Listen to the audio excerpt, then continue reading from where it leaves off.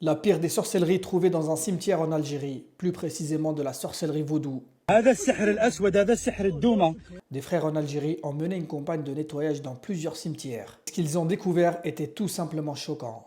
L'endroit était rempli de différents types de sorcellerie, de talismans et même de poupées vaudou. Et l'un de ces objets trouvés était cette poupée vaudou qu'on voit juste ici, avec le prénom Rachida inscrit dessus.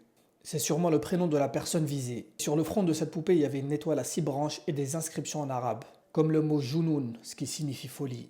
La poupée était attachée avec plein de nœuds et avait des aiguilles plantées principalement au niveau de la tête. Ces poupées sont généralement utilisées pour atteindre les personnes. Ils arrivent à lier la poupée à la personne en écrivant son prénom dessus et en y ajoutant des choses appartenant à la personne visée, comme des cheveux, des poils ou du sang. Ensuite, ils font leur rituel pour détruire la personne psychologiquement en la rendant folle. Cela peut provoquer des maladies et parfois mener même jusqu'à la mort. Et par la permission d'Allah, ses frères ont nettoyé ce cimetière et ont procédé à l'annulation de cette sorcellerie.